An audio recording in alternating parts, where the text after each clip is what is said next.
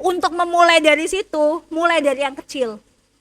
Bikin dulu yang kamu bisa, jual di online. Jangan ngarep orang sekitarmu beli. Kalau orang sekitarmu beli, alhamdulillah.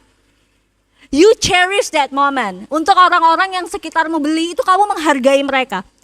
Gak semua orang di sekitar kita tuh mau mensupport apa yang kita lakuin. Dan itu gak apa-apa. Itu gak apa-apa. Kita jangan mengharap orang lain tuh selalu support kita. Mereka gak jahat kok. Itu cuma manusia aja. Manusia emang kayak gitu. Manusia tuh lebih suka support orang yang gak dikenal. Itu gak apa-apa.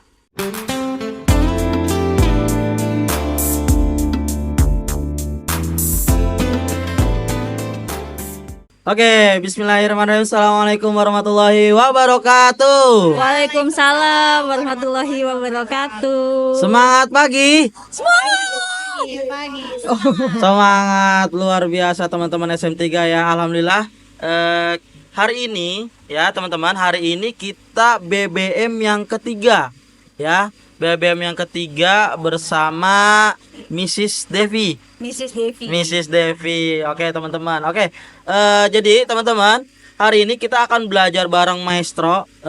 Nanti terkait apanya nanti akan diceritakan oleh Mrs. Devi ya.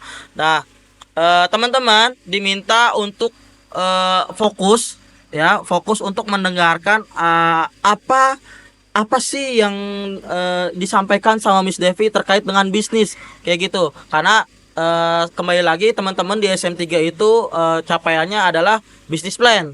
Semoga nanti teman-teman setelah mendengar apa yang dibicarakan sama Miss Devi, teman-teman ambil ilmunya, gali semua ilmunya kayak gitu teman-teman ya.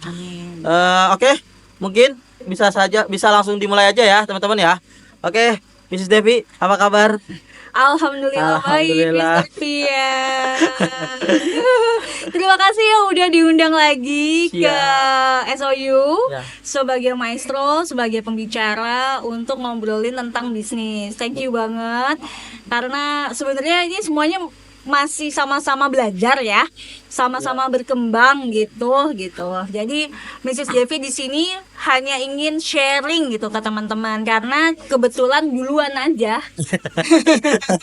Oke. aja gitu. Siap. Kami juga mau berterima kasih sama Mrs. Devi. Kalau nggak salah ini tahun kedua ya, Miss ya.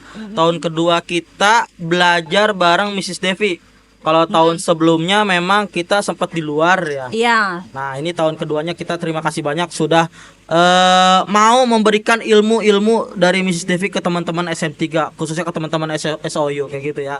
Nah, Miss, kira-kira bisnis apa sih yang Mrs. Devi bangun gitu dari sekarang gitu? Oke. Buat teman-teman yang mungkin belum tahu bisa di-follow Instagramnya @MrsDeviBack dan @MrsDeviStyle. Jadi dan @MrsDeviActive. Jadi Mrs. Devi itu bidangnya adalah fashion.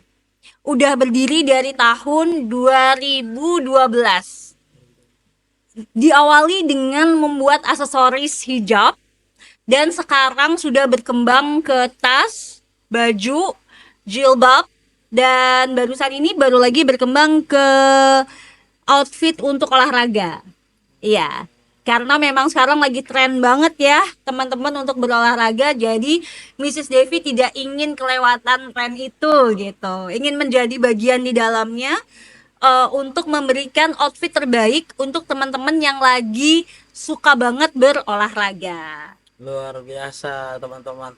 Nah, kira-kira kenapa sih Mrs. Devi itu memilih bisnis terkait dengan fashion kayak gitu? Oke, Mrs. Devi itu awal berdiri sekitar tahun 2012, lulus kuliah. Sebenarnya udah jualan itu dari kecil ya. Dari SD itu udah jualan, dari jualan es, jualan makanan, SMP juga jualan coklat, SMA ikut MLM sempat gitu, jualan make up waktu itu, Oriflame. Terus kuliah juga jualan baju, ngambil baju di pasar grosir, dan SMA kuliah lulus itu mulai membuat produk sendiri. Dan kenapa fashion? Karena waktu itu aku tuh berpikir bahwa pengen jualan sesuatu yang kira-kira bisa disimpan. Kalau misalnya jualan makanan, waktu itu mikirnya ini kalau misalnya nggak laku gimana dong, dibuang gitu. Waktu itu mikirnya gitu. Jadi simple, apa ya kira-kira yang disimpan? Oh, ya udah jualan aksesoris aja gitu. Dan waktu itu aku tuh pokoknya mikirnya gini, jualan sesuatu yang memang aku bisa bikin. Jadi nggak bergantung sama orang lain, yang aku bisa, dari yang aku bisa. Aku bisanya jahit. Aku bisa jahit tangan gitu. Ya udah, akhirnya waktu itu aku bikin ini deh, bros. Oh, Gitu. dari bros. Bros dari kain perca. Oh. Nah, jadi inti dari idenya adalah gimana caranya aku bisa jualan dengan bahan yang ada, modalnya nggak terlalu besar, dan aku nggak butuh orang lain untuk bikinin. Aku hanya bikin sendiri aja nggak masalah gitu. Itu aja konsep berpikir pertamanya. Akhirnya muncullah aksesoris itu. Kain ngambil di tetangga yang penjahit.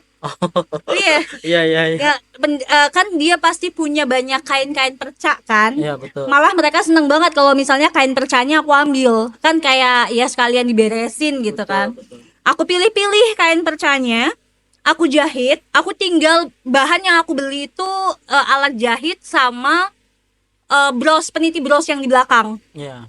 Itu totalannya tuh kurang lebih nggak sampai 100.000 aku beli. Untuk bahan pertama kali ya.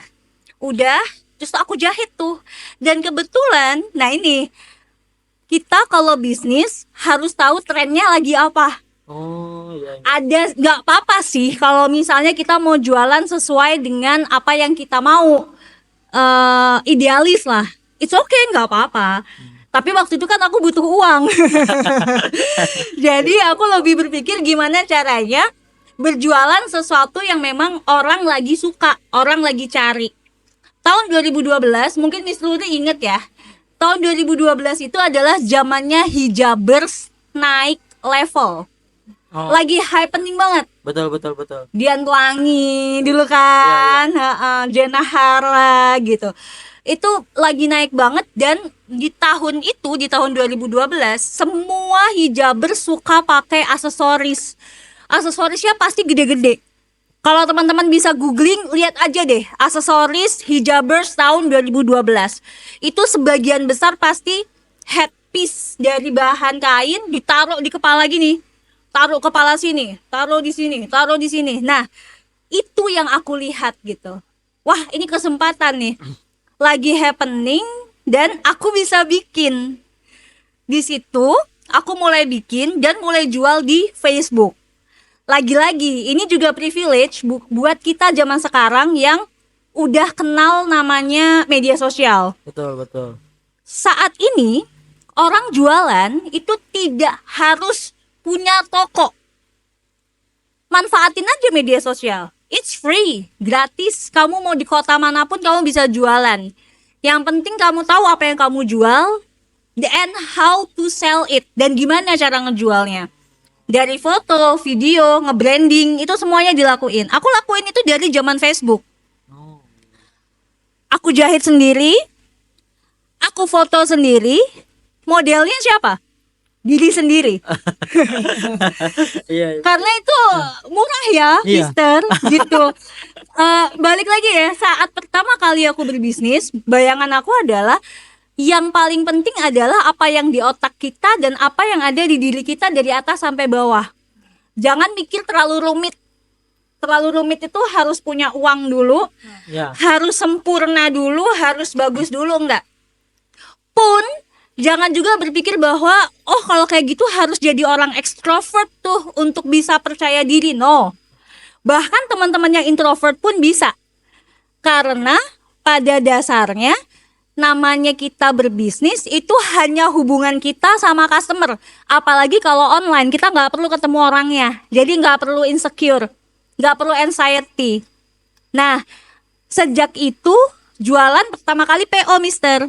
Oh, PO. PO Via Facebook. via Facebook. Oh, iya, iya. Zaman dulu orang PO masih mau ya. Kalau zaman sekarang aku nggak tahu ya masih mau atau enggak gitu. Soalnya kebanyakan orang zaman sekarang pengennya cepet.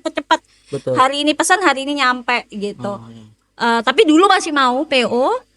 Aku tuh udah bisa ngirim ke Brunei Darussalam, Malaysia dan Singapura. Aku tuh ngirim banyak ke sana sama ke Kalimantan. Banyak banget karena ternyata memang orang sana suka sama desain aku. Nah, ini juga nih pelajaran. Setiap produk itu pasti akan ada pasarnya. Jangan khawatir gitu. Misalnya aduh, produk aku nih kayak norak deh. Norak mungkin buat orang Surabaya mungkin norak. Tapi buat orang Kalimantan bisa jadi ini keren banget. Betul. Gitu. Karena kan seleranya sendiri-sendiri. Aku inget banget aku dulu ngirim pakai Pos Indonesia. Kalau ngirim ke luar negeri itu aku pakai Pos Indonesia. Alhamdulillah lama-kelamaan produksi makin banyak, modal makin banyak juga kan yang bisa ditabung. Nah dari situ mulai beli aset, mesin jahit, ya kan, mesin jahit. Tadinya kan pakai tangan, itu menjahit. Dan aku dulu tuh bener-bener semuanya masih sendiri karena memang pengen semua tuh harus aku tahu dulu baru aku nyuruh orang, gitu. Dan lebih ke ini sih biar nggak terlalu banyak biaya gitu aja juga. Biar nggak terlalu banyak pengeluaran juga gitu. Nah, udah setelah makin lama makin itu setahun lebih lah aku konsisten bikin aksesoris sampai akhirnya capek dan ingin cari pegawai. Ternyata cari pegawai untuk bikin aksesoris saat itu tidak mudah. Saat itu aku berpikir, kalau aku ingin menjadi pengusaha betulan, nah kalau kemarin kan yang penting dagang, yang penting dapat duit, it's okay, nggak apa-apa, pemikiran awal. Setelah itu kita berkembang.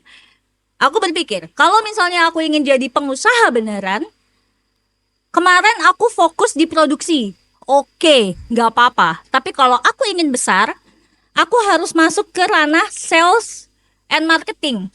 Produksi itu orang lain, bukan aku. Kalau misalnya aku bergelimang di produksi terus, siapa nih yang akan ngurusin penjualannya? Akan stagnan terus di situ terus. Padahal kita kan pengennya level up kan? Betul.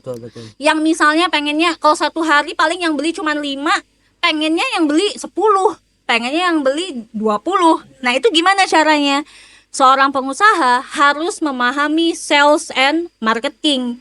How to make sales, how to sell our product, itu pengusaha harusnya.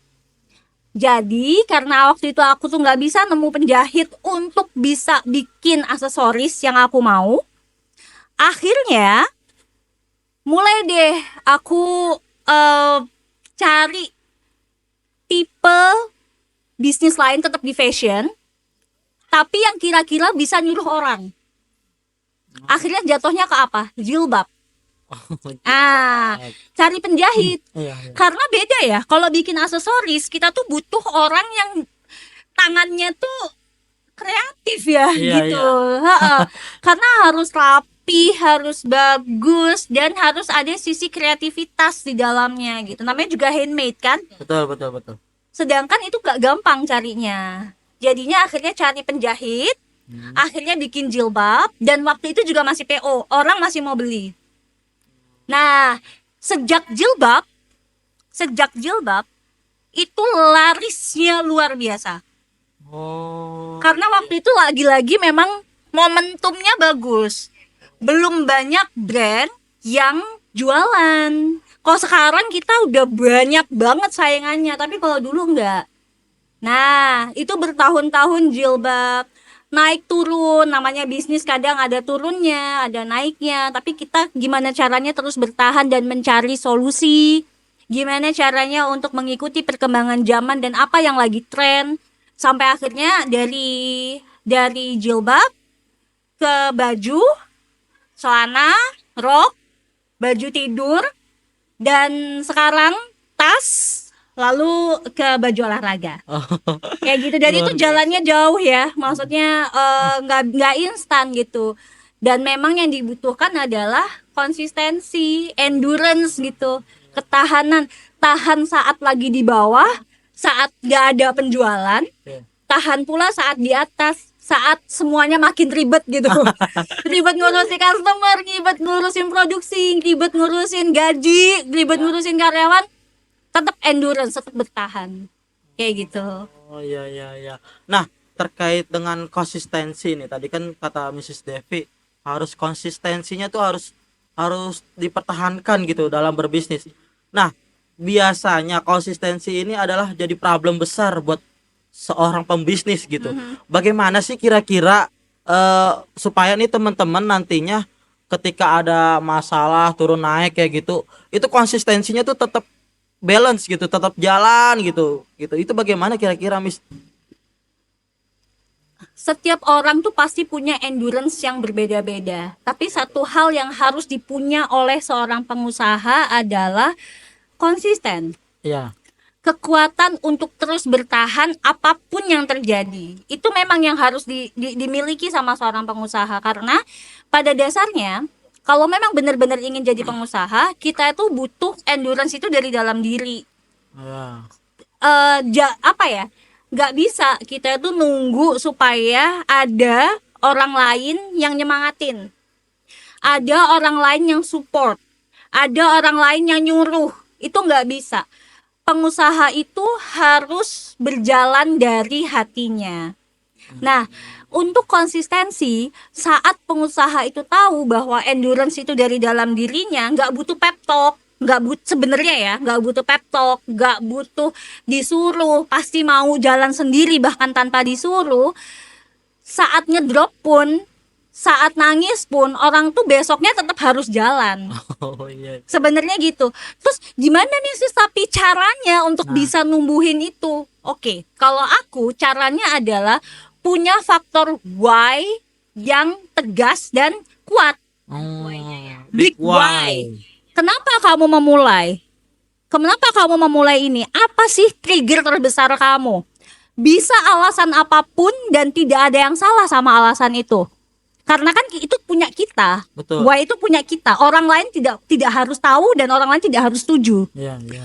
Contoh, banyak contohnya. Misalnya, why-nya, aku tuh ini loh, suka diremehin sama orang. Aku suka diremehin sama orang. Aku nggak mau hidup aku diremehin terus. Jadi aku akan kerja keras. Aku akan usaha terus. Nah, itu big why juga tuh. Akhirnya setiap dia lagi ngedrop, dia inget lagi tuh mukanya orang-orang yang ngeremehin dia gitu kan. Iya iya. Wah, gue nggak mau nih gitu. Gue nggak mau diremehin lagi, kerja keras gitu. Gue buktiin gitu. Iya iya. Itu bukan berarti terus kok negatif, enggak. Kan itu buat kita, nggak apa-apa. Big why gitu. Atau orang tua aku kerja keras nih sampai tua. Aku pengen deh nyenengin mereka. Aku harus kerja keras. Jadi waktunya lagi ngedrop, inget lagi mukanya orang tua. Aku pengen deh suatu saat bisa ngumrohin mama sama ayah gitu. Mama sama papa aku mau umrohin. Aku harus kerja keras. Akhirnya bangun lagi pagi. Selalu ada big why. Harus selalu ada big why. Kalau misalnya aku dulu big why-nya adalah karena aku berasal dari keluarga biasa aja dan semuanya tuh serba pas gitu. Aku tuh udah kerja pun dari kecil gitu kan, dari kecil udah jualan, bukan buat disuruh sama sekolah jualannya atau hanya karena tugas, tapi karena bener-bener cari uang gitu untuk menghidupi diri sendiri at least gitu kan. Akhirnya big why-nya adalah secara ekonomi aku harus naik level. Aku harus lebih baik daripada kedua orang tua aku dan aku harus nyenengin kedua orang tua aku. Jadi waktu lagi turun konsistensinya, komitmennya, endurance-nya, selalu inget lagi sama kenapa kita mau bersusah payah gitu. Saat kita udah tahu big why-nya, insya Allah sih mau capek gimana besok pagi tetap bangun lagi, jualan lagi. Gitu. Luar biasa teman-teman. Lihat, beri tepuk tangan untuk Mrs. Devi dulu dong. Luar biasa banget nih. Ketika lagi turun, Mrs. Devi masih selalu ingat orang tuanya. Ekonomi harus naik terus ya, Mrs. Devi ya. Oke. Nah, terkait dengan setiap orang kan, setiap punya bisnis itu kan pasti punya lika-liku problem gitu ya, Mrs. Struggle ya. Nah, itu kira-kira gimana sih lagi Miss Devi itu pas mengebangun usaha itu bagaimana, problem apa aja sih yang dihadapi sama Mrs. Devi itu? Problem tuh banyak ya, tapi problem terbesar adalah saat jualan gak laku. Itu. Oh, Problem terbesar adalah saat jualan gak laku. Aku rasa itu problem terbesar sama dari semua pengusaha ya. Saat jualannya gak laku itu pasti sedih banget. Dan ada rasa ingin berhenti gitu. Karena barang itu numpuk. Ini gimana? Modal semuanya ada di situ, nggak bisa diputer. Itu mungkin adalah struggle terbesar. Ya, Mrs. Devi, di awal udah disemangatin ya teman-teman ya terkait dengan gimana caranya bisa ngejaga konsistensi, lalu juga endurance dan lain-lain. Tapi saya mau coba balik gitu ya. Ini kan punya brand namanya Mrs. Devi gitu. Iya. Kenapa sih namanya Mrs. Devi? Balik lagi kenapa namanya Mrs. Devi itu sebenarnya banyak banget yang tanya karena sampai banyak yang ngira kalau aku tuh guru gitu.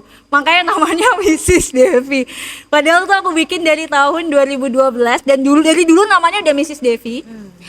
Mungkin karena balik lagi karena trennya tahun 2012 itu setiap orang membuat brand pasti pakai namanya dia sendiri. Ria Miranda, Dian Pelangi, Jenna Hara, Lulu El Hasbu, pokoknya Miss Marina. Kebanyakan dari hijabers saat itu yang membuat brand itu pakai namanya sendiri. Jadi waktu itu saya berpikir untuk saya juga pakai nama saya sendiri deh gitu biar gampang gitu. Devi Yanuari maunya kan itu nama saya kan. Tapi kok nggak menjual ya gitu kalau Devi Yanuari ya. Atau dibikin Januarinya aja diganti J Januari gitu misalnya. Tapi itu nanti bisa diambil siapa aja gitu waktu itu mikir. Pengen sesuatu yang nempel sama diri sendiri biar nggak ada yang ngaku-ngaku gitu. Hak milik gitu Hak ya. milik Hak gitu. milik. Pengennya, mikirnya tuh kayak gitu. Akhirnya kepikiran tetap pakai nama Devi, depannya pakai Mrs. Simple, karena udah nikah waktu itu. Kalau udah nikah Mrs., namanya oke. Mrs. gitu Baik, kan, baik. MRS gitu. Tapi biar gampang ya MISIS Mrs. gitu. Jadinya Mrs. Devi. Mrs. gitu ya. Devi. Kalau sejauh ini yang lagi naik nih kan pasti dari sekian banyak produk yang dihasilkan, yang sekarang lagi tren dan penjualannya lagi naik banget itu kira-kira produk yang mana nih? Yang sekarang lagi naik banget di olahraga. Kan Mrs. punya banyak item jualan dari hijab, tas, baju, homeware, dan sekarang baju olahraga. Yang mengalami kenaikan drastis memang di baju olahraga. Mungkin juga karena sekarang lagi musim banget Olahraga gitu. olahraga, which is good. Misalnya orang bilang itu FOMO doang, ya nggak apa-apa selama FOMO-nya bagus sih, gitu. Jadi memang sekarang lagi banyak matengin supaya produk olahraganya Mrs. Devi itu makin banyak, makin bagus dan berkualitas. Jadi pilihannya pun juga makin lebar. Yang tadinya hanya untuk perempuan berhijab, sekarang sudah memulai membuat produk-produk untuk yang non hijab. Kayak gitu. Jadi biar semakin lebar customer yang dijangkau gitu. Oke, dari sekian banyak produk gitu, untuk awalan buat Mrs. Devi sendiri melakukan tes pasar nggak sih, Miss?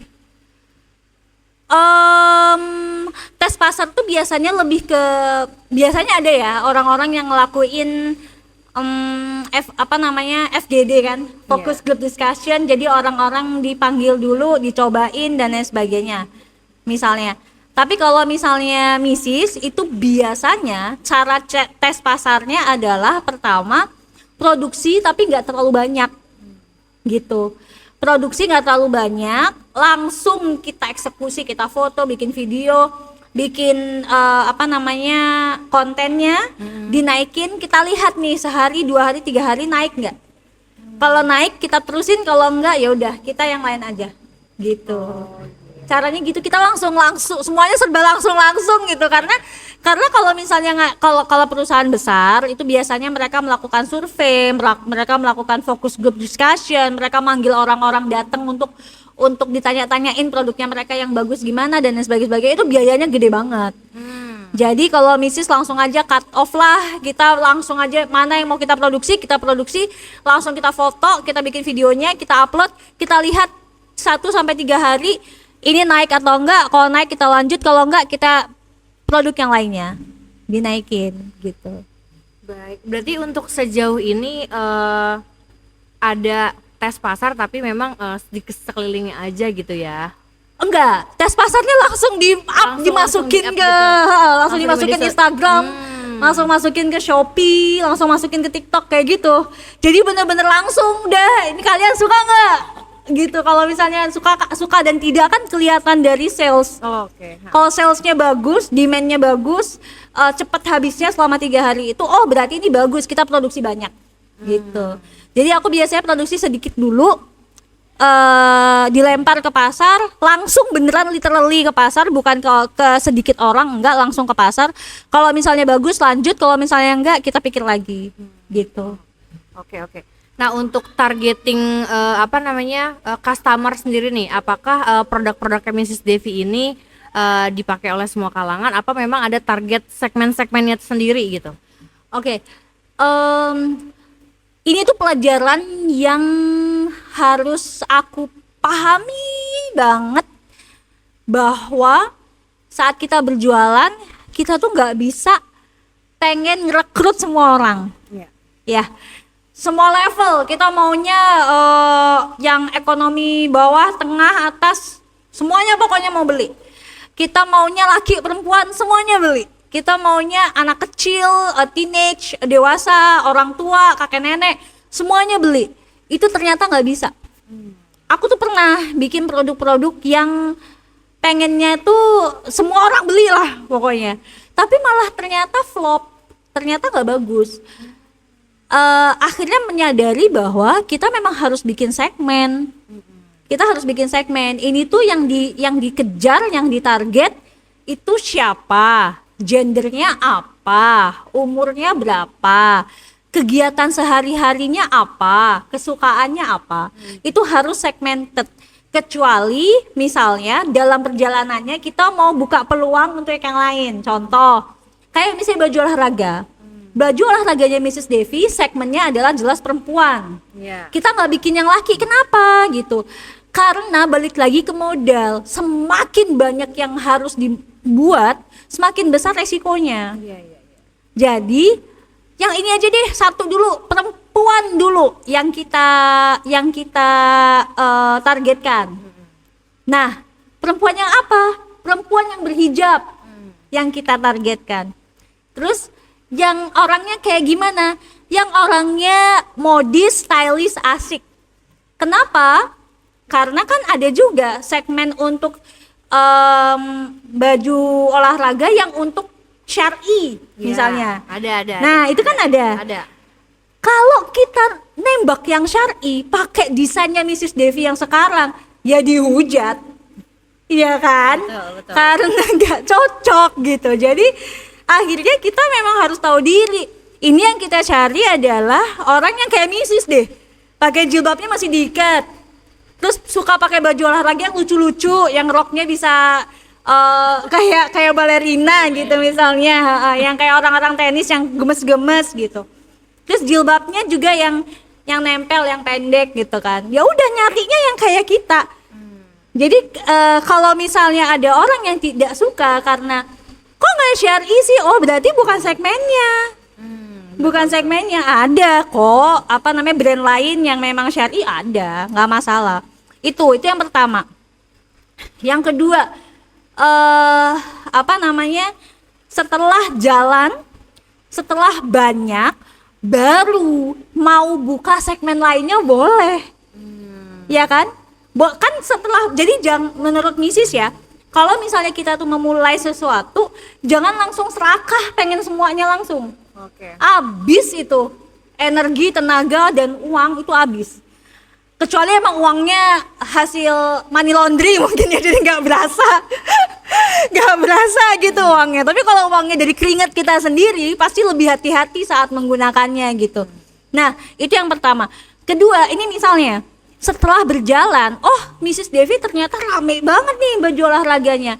Dan ternyata udah mulai banyak nih dari yang non hijab itu bertanya, ada nggak baju buat non hijab?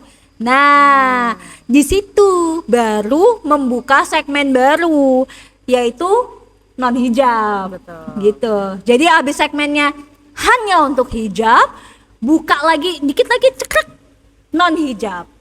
Nanti kalau berjalannya waktu ternyata ada permintaan lagi, bisa jadi nanti ada Mrs. Devi for Men, walau-walam.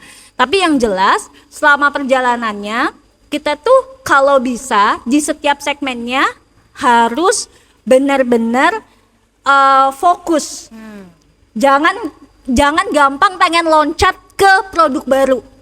Karena yang produk yang sedang kita bawa ini kalau bisa sampai ngelontok dulu ke customer, baru kita ke produk baru. Jangan gampang berpindah gitu maksud aku. Oke, Mrs. dari semua produknya Mrs. Ya. Dulu saya masih ingat, masih tahun kemarin ya bareng sama SM3 yang tahun lalu itu ada Mrs. tuh pernah bikin brownies. Ya. Gitu. Nah ini nih ada teman-teman SM3 tuh yang mau buka cafe juga. Wow, gitu.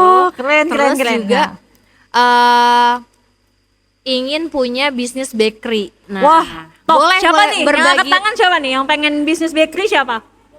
Boleh angkat Oke, tangan. satu. Yang Satu doang nih. bisnis kuliner mana Kuliner, bisnis kuliner. Nah, ini Dua, banyak nih. 3, 4, 5, 6. Oh, banyak. Iya. Banyak. Good. Oke. Ada yang pisang gitu ya. Ini Ah. produknya pisang, terus ada yang mau bikin coffee shop dan lain-lain. Oke. Nah, kita berawal dari browniesnya Mrs. Devi dulu nih ya, Ya. karena kan sebelumnya juga pernah buat gitu Ah, kan. ah. Nah, boleh berbagi pengalamannya Oke. terkait dengan produk tersebut ke teman-teman SM3. Oke. Teman-teman boleh nih didengerin karena ini aku ada ceritanya. Ini aku ada ceritanya. Tahun 2020 ada COVID. Kalian udah lahir belum? Udah lah Mrs, kita nggak semudah itu. Ya oke. 2020 kita ada COVID. Jualannya tadi kan bilang kan Mr. Pian tuh sempat tanya, Mrs apa sih cobaan terberat waktu usaha saat barang nggak laku?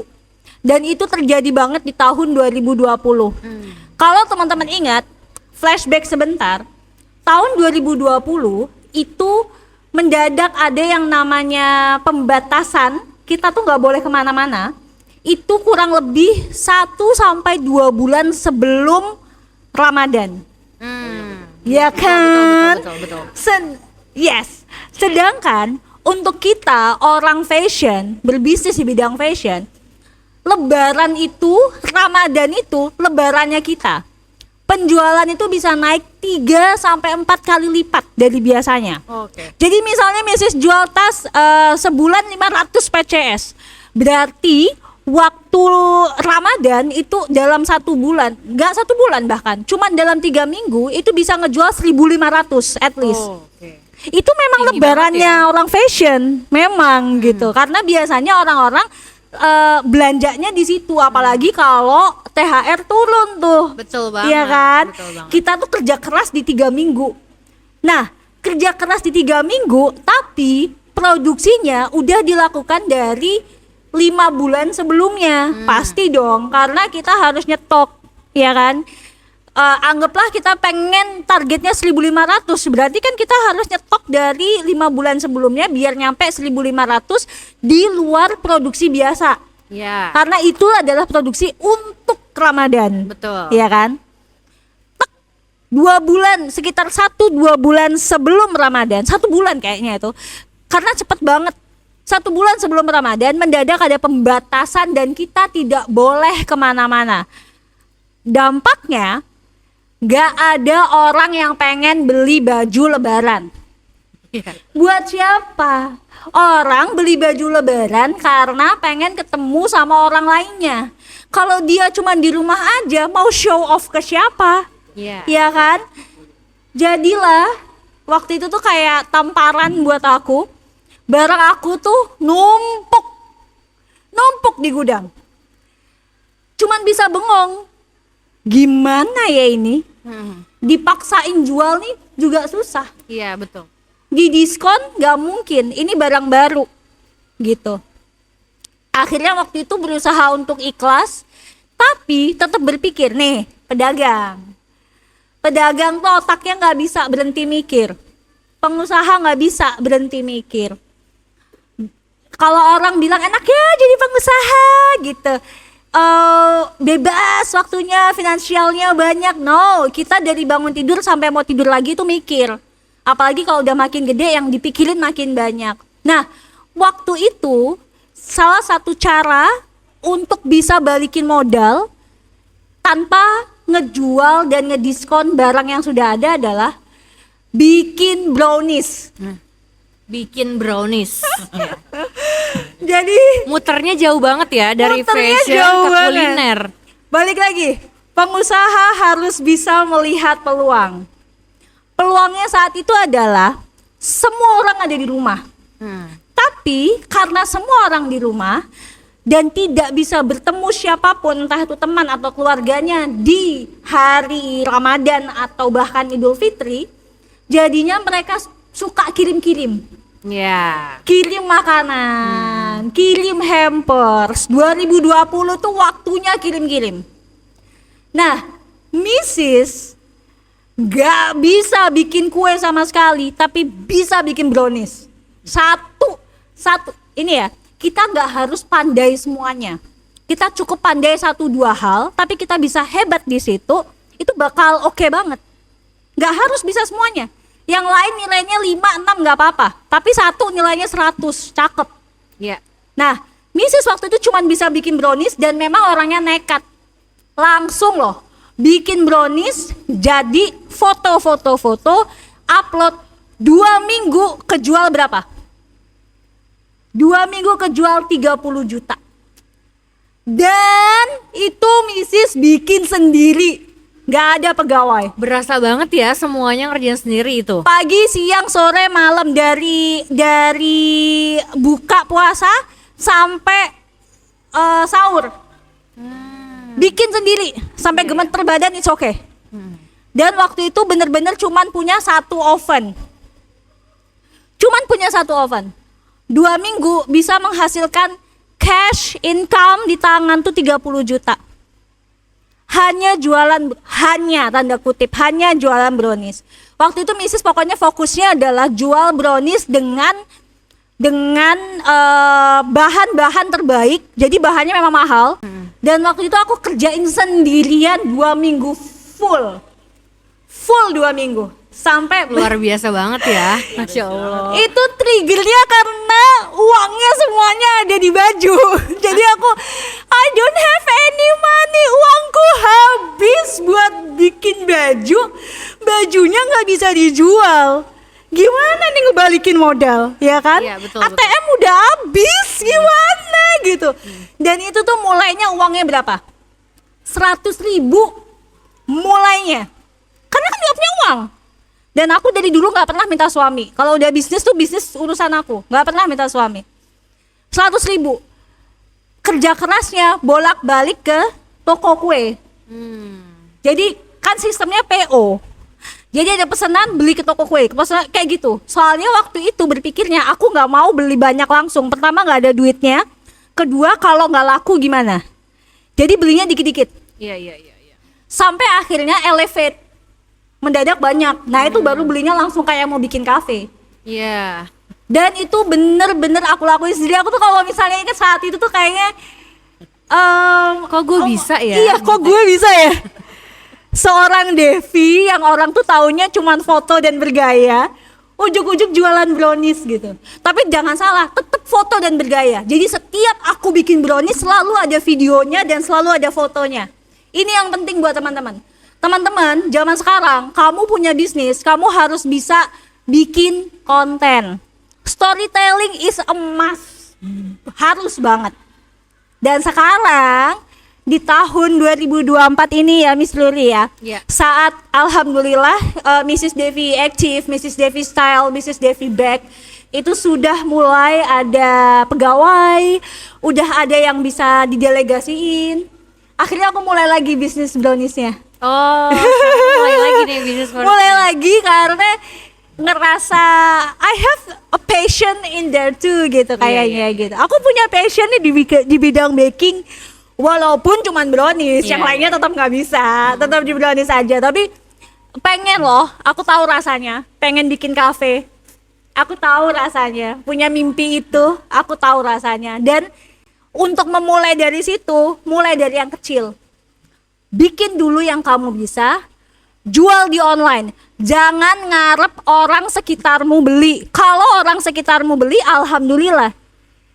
You cherish that moment. Untuk orang-orang yang sekitarmu beli itu kamu menghargai mereka. Gak semua orang di sekitar kita tuh mau mensupport apa yang kita lakuin. Dan itu gak apa-apa. Itu gak apa-apa. Kita jangan mengharap orang lain tuh selalu support kita. Mereka gak jahat kok. Itu cuma manusia aja. Manusia emang kayak gitu. Manusia tuh lebih suka support orang yang gak dikenal. Itu gak apa-apa. Jadi kalau misalnya temenmu kamu tawarin gak beli, ya udah. Malah Mrs. kasih saran, tawarin ke media sosial. Orang yang gak tahu kamu. Iya. Foto produknya, upload. Karena pengen bisnis bakery, pengen punya cafe, pastikan kamu punya kemampuan untuk itu. Jadi nggak hanya ngandelin orang lain, punya orang yang bisa bikin, nggak, tapi kamu juga harus bisa. Jadi pebisnis itu kalau memang kudu bisa semuanya, chief of everything lah gitu. Semuanya harus bisa, bahkan hal yang paling sepele. Sampai nantinya saat usahamu udah makin gede, itu udah dipegang orang lain tuh kamu udah ngerti memang itu yang kamu mau. Jadi kamu nggak gampang dibodohin lah sama orang gitu kasarannya. Tapi Itu. pengen lihat dong gitu Mrs. Kalau Mrs. Promosiin Brownies. produknya Ah. brownies atau enggak produk yang lain Siap gitu. nanti ya Boleh, nanti ya boleh. ada di House of Mrs. Devi, itu baru aja bikin. Emang udah mulai aku godok banget, itu aku bikin sendiri semuanya. Untuk brandingnya, untuk logonya, untuk foto dan lain sebagainya tuh aku konsepin sendiri. Ini lagi on proses gitu, House of Mrs. Devi, karena kedepannya aku memang punya mimpi bisa punya bakery juga selain punya butik ya. Aku juga pengen punya cafe juga. Jadi di House of Mrs. Devi nantinya itu tidak hanya nantinya, tapi yang sekarang kan yang ditembak gimana caranya browniesnya terkenal dulu gitu. Iya. Tapi nantinya adalah di sana ada banyak makanan, kue-kue yang lainnya, atau bahkan savory kayak gitu-gitu tuh akan ada. Namanya cafe kan harus banyak ya, Iya, betul, gitu. betul. Tapi untuk saat ini fokusnya di brownies. Nanti insya Allah, mungkin kesempatan berikutnya kali ya. Boleh. Mrs. akan lebih banyak cerita tentang browniesnya. Yang penting sekarang sih masih development dan doain aja supaya berhasil. Iya. Gitu. Amin. Nah kan kalau misalnya yang saya lihat juga nih, setiap harinya Mrs. tuh pasti posting. Ya. Dan biasanya sih background belakangnya tuh mobil gitu ya. Apakah memang ini tuh rutin dijalankan setiap hari untuk Iya. posting one day posting Ah. atau bagaimana gitu? Oke. Dari yang Mrs. pelajari tentang berbisnis sekarang di media sosial, memang pada dasarnya adalah kita tuh harus sering tampil. Itu harus sering tampil. Dan kenapa sih kalau biasanya tuh waktu jualan tas ya, itu sering banget itu videonya tuh di dalam mobil. Itu karena memang sempetnya waktu itu biasanya tuh habis antar Malik ke sekolah, antar anaknya Mrs. ke sekolah, masuk ke mobil di parkiran, langsung bikin video tas, ngasih tahu nih tasnya apa, bahannya apa, dalamnya apa, bisa isinya apa aja, udah selesai, edit langsung, semua tuh bisa diedit lewat HP, jadi nggak ada alasan, diedit langsung lewat CapCut, capcut kalau orang zaman sekarang bilangnya, ya kan, capcut, anak Gen Z kan lucu-lucu ya gitu ngomongnya itu capcut, malah aku bilang CapCut diketawain sama mereka, capcut katanya, oh oke, capcut, itu diedit langsung diupload, karena gini, promosi termurah adalah promosi dari diri sendiri. Kalau misalnya kita tuh mencoba untuk promosi ke selebgram, ke influencer, ke orang-orang yang sudah lebih terkenal, itu biayanya mahal banget belum tentu terkonversi ke penjualan. Oleh karena itu, gimana caranya kita dulu nih, karena kita tuh sebenarnya setiap kita tuh punya kok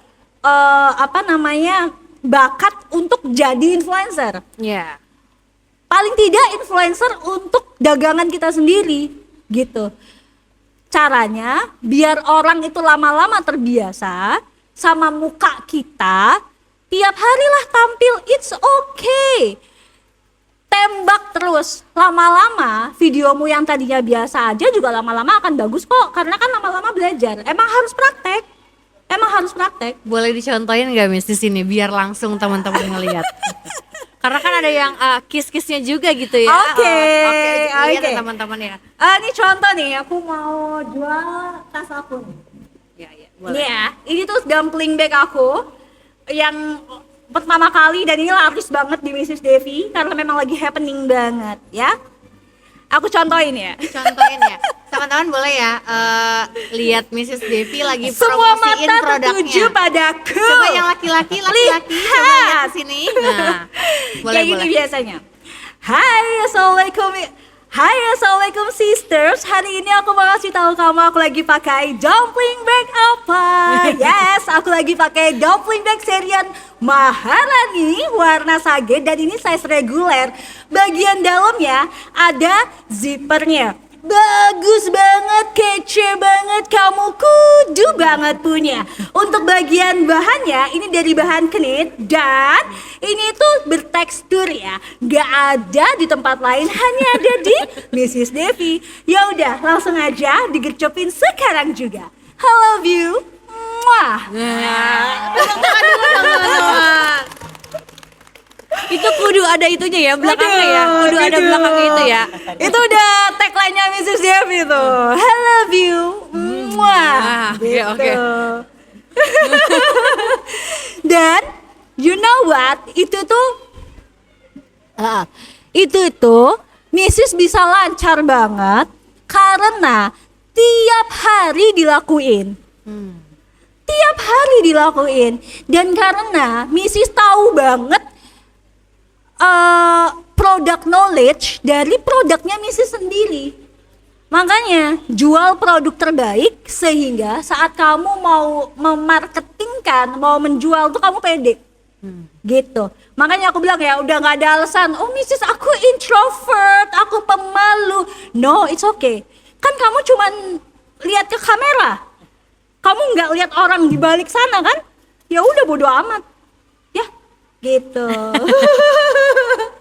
Kalian pasti bisa, apalagi kalian tuh masih SMP, ini tuh privilege banget.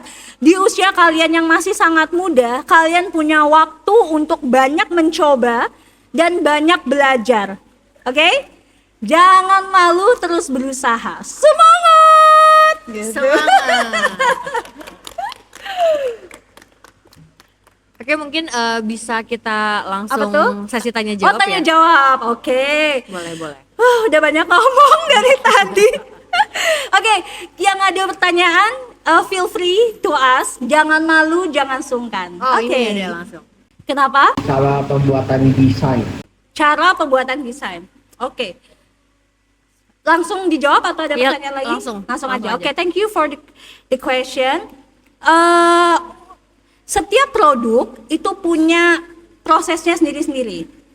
Misalnya, produk tas misalnya, produk tas. Mrs. itu pasti melakukan banyak observasi. Observasinya banyak banget caranya. Bisa di media sosial, bisa di e-commerce, searching apa yang lagi tren. Balik lagi, selalu searching apa yang lagi tren. Oh, sekarang tuh lagi trennya tote bag yang modelnya kayak A. Oh baiklah, kalau gitu abis ini kita coba nih godok bikin desain tote bag yang lagi tren, tapi kita twist sedikit lah yang ala Mrs. gitu. Udah, sama. Oh sekarang lagi tren tipikal model dumpling bag. Oke, kita coba twist dengan bahan yang berbeda, ukuran yang berbeda, sama twist dengan model yang berbeda. Tapi intinya sama, dumpling bag. Tidak ada yang baru dari fashion. fashion itu semua bisa bikin. Misalnya, pasmina instan. Mrs. Devi juga produksi pasmina instan.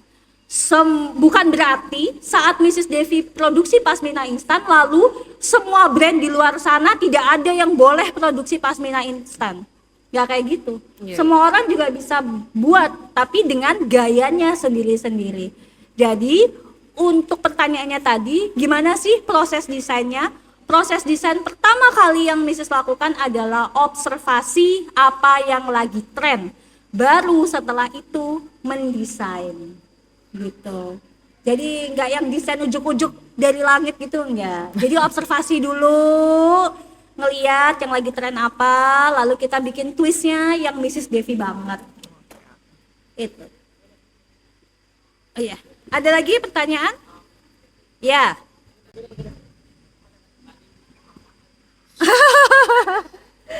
Itu tagline-nya Mrs. Devi. Ya cuman biar ngasih tahu kalau Mrs. itu sayang semuanya. Tes 1, 2, 3. Ya. Emang Miss waktu pas COVID itu jualan? Jualan.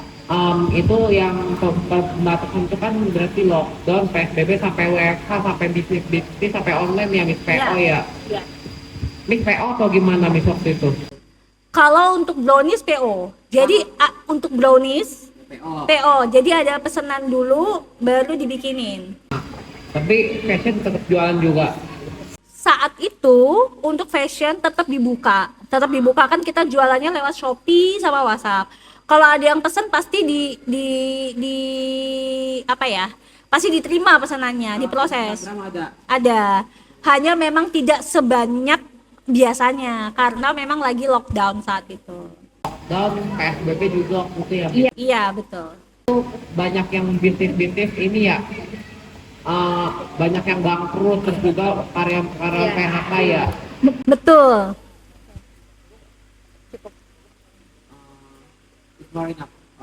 Oke, terima kasih ya. Ya mungkin dari teman-teman perempuannya. Ayo, tadi yang pengen bikin kafe, Iya. pengen bikin bakery. Oh ini ada Rexa mau tanya. Boleh. Pengen bertanya, Iya. gimana sih cara mendorong diri kita untuk berani buat mencoba hal yang baru dalam usaha? Oke, kasih ya buat pertanyaannya. Gimana ya caranya untuk bisa mendorong diri kita sendiri? Pertama adalah find your passion sebenarnya ya. Yang paling awal itu temukan dulu sebenarnya passionmu apa. Karena saat kamu sudah tahu passionmu apa, kamu tuh sebenarnya ya nggak perlu didorong sama orang lain untuk ngelakuin apa yang kamu mau. Contoh, misalnya kamu tuh suka main basket, misalnya. Tanpa orang tua nyuruh kamu main basket, kamu pasti cari waktu untuk main basket. Kamu suka ngelukis, tanpa orang tua itu nyuruh kamu untuk ngelukis, kamu akan ngelukis. Kamu akan cari waktu dan kesempatan untuk bisa ngelukis. Berarti satu-satunya cara yang Mrs. Devi pahami adalah cari passionmu apa. Saat kamu tahu passionmu, saat kamu tahu itu yang kamu suka, tanpa ada orang lain yang ngedorong kamu untuk ngelakuin, kamu akan ngelakuin. Kayak gitu. Sama-sama. Ada lagi tadi Nabhan? Udah. Oke, yang perempuan? Oh iya ini ada Gina. Miss, coba dong kasih saran untuk kita-kita nih, anak-anak muda yang mau memulai bisnis. Kayak kasih kata-kata motivasi gitu. Siapa namanya? Gina. Kata-kata motivasi ya. Oke. Kata-kata motivasi untuk kamu yang ingin memulai bisnis adalah mulailah sekarang, mulailah sesegera mungkin, mulailah semudah mungkin, supaya kamu punya waktu lebih banyak untuk belajar, untuk salah, dan untuk mengulang kembali. Dimulai aja. Oke? Sama-sama. Ada lagi yang lain? Oh Eva. Aku mau nanya dong nih, kalau bisnis itu sebenarnya kita harus mulai dari yang budget kecil dulu atau sebaiknya langsung kita hajar kita keluarin modal gede aja? Kalau menurut Mrs. Devi, lebih baik dari yang kecil. Karena semakin besar modal yang kamu keluarkan, semakin besar pula resikonya. Padahal pengalaman belum ada. Jadi, mulai dulu dari yang kecil. Modal terbesar itu sebenarnya adalah diri sendiri.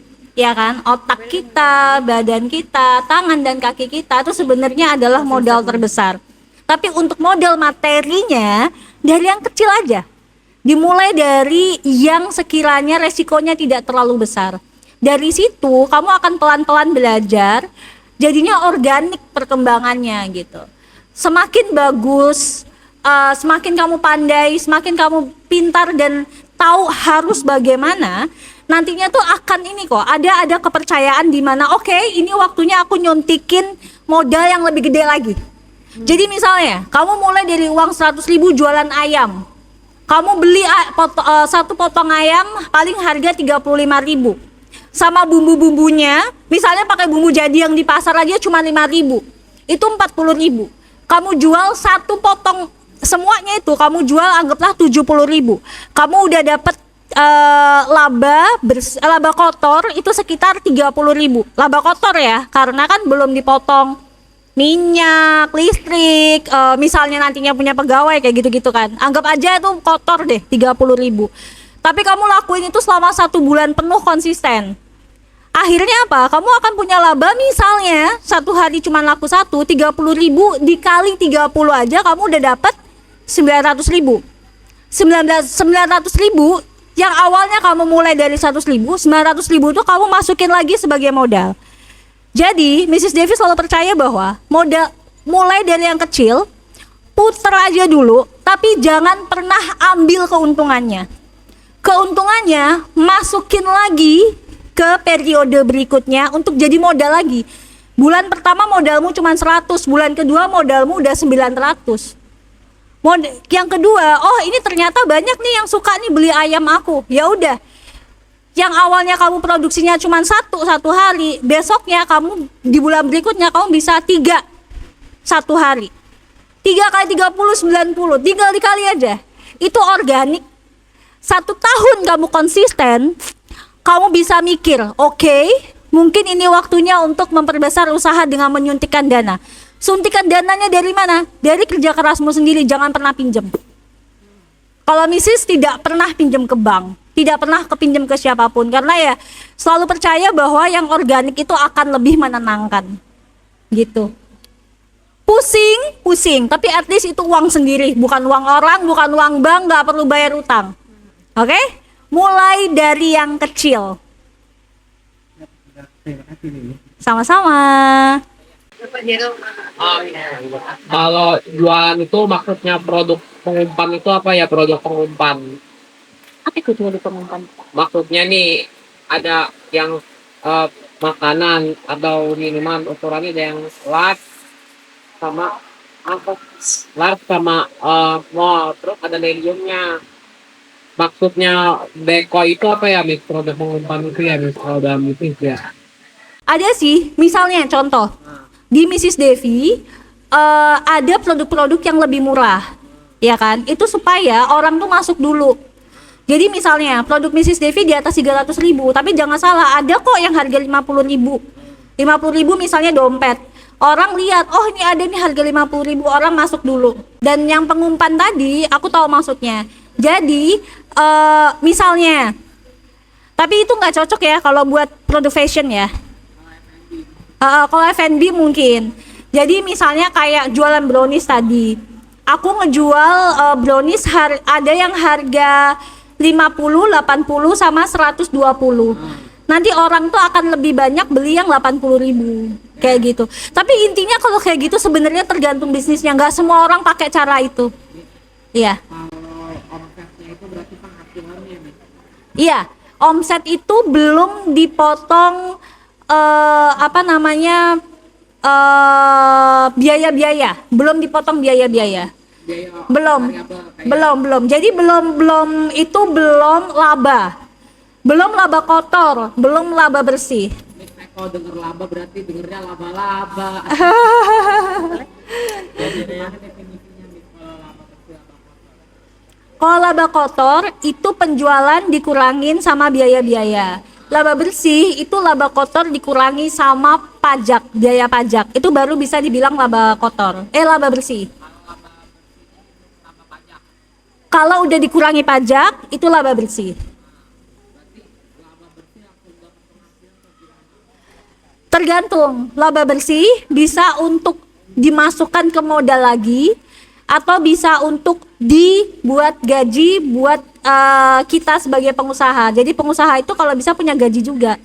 Harus sesuai UMR atau gimana? Oh enggak. Kalau pengusaha mah terserah kita mau berapa gajinya. Sudah, Jeril? Maksudnya itu kata Evan punya karyawan gimana tadi yang Mrs. Devi bilang? Kenapa? Yang Mrs. Devi bilang itu kalau punya karyawan gimana itu kalau bisnis tadi? Yang tadi Evan nanya yang punya karyawan gimana nih maksudnya? Itu ada hitungan kan Mrs. Devi tadi bilang ada hitungan untuk kan 30.000, tapi itu belum kalau Oh iya, karyawan belum. itu maksudnya biaya-biaya. Jadi kalau dalam berjualan itu kan pasti ada banyak biaya selain biaya yang menempel pada barang. Contoh untuk tas ini, kita punya HPP, HPP-nya tuh ada di tasnya. Apa itu HPP? Harga pokok produksi. Itu kan dari kain, biaya jahit, terus materialnya itu dihitung semua. Tapi dia tidak berdiri sendiri, ada biaya lainnya, yaitu biaya sewa misalnya, sewa kantor misalnya, biaya sewa konveksi, biaya gaji, biaya iklan, biaya marketing, itu semuanya ada. Nah, itu yang harus diperhitungkan dalam setiap produk harganya. Gitu. Kalau kita dapat uang tambahan yang dari AdSense gimana AdSense? Itu udah beda lagi. Kalau AdSense kan di YouTube channel ya, itu ada penghasilannya sendiri untuk subscriber yang banyak. Hanya kalau di sini kan Mrs. Devi pakai ads itu malah untuk bayar, bukan dapat. Iya, ada Instagram, ada Shopee, itu ada ads ya, ada iklannya. Kita malah keluar uang untuk supaya produk kita itu masuk di sponsorship gitu. Ada juga. Enggak. Sudah cukup Jeril? Oke. Kasih. Makasih teman-teman. Oke bisnis, ini karena memang waktunya juga sudah di penghujung gitu ya. Boleh closing statement dari Mrs. Devi untuk teman-teman SM3 yang sedang membuat rencana bisnisnya. Oke. Buat teman-teman SMP yang lagi bikin bisnis planning saat ini, bisnis itu sebenarnya rada iri dikit ya. Rada iri karena di usia kalian yang sangat muda ini sudah dibukakan pikirannya, wawasannya untuk berpikir tentang bisnis. Walau alam nanti kalian jalan hidupnya akan berbisnis atau tidak, tapi setiap kita itu memang harus punya jiwa entrepreneur. Jadi buat teman-teman sekarang yang sedang membuat bisnis plan, berusahalah untuk serius membuatnya, untuk menyadari bahwa apa yang kesempatan kalian ini adalah kesempatan berharga untuk belajar yang nantinya bisa membuat kalian menjadi lebih baik sebagai seorang manusia. Karena apa? Dalam bisnis plan itu kalian berarti diajarkan untuk berpikir selayaknya seorang pengusaha. Apa aja step-step yang harus dilakukan? Apa aja langkah-langkah yang harus dipikirkan? Nah, jadi nasihat Mrs. buat teman-teman SMP semuanya, kerjakan bisnis plan kalian dengan sungguh-sungguh, dengan serius, seolah-olah itu memang akan kalian lakukan. Jadi jangan dibuat main-main, bener-bener sambil divisualisasikan, dibayangkan kalau misalnya nanti aku punya kafe, Aku mau kafenya itu kayak gimana, warnanya apa, vibes-nya apa, menunya apa aja. How to get there.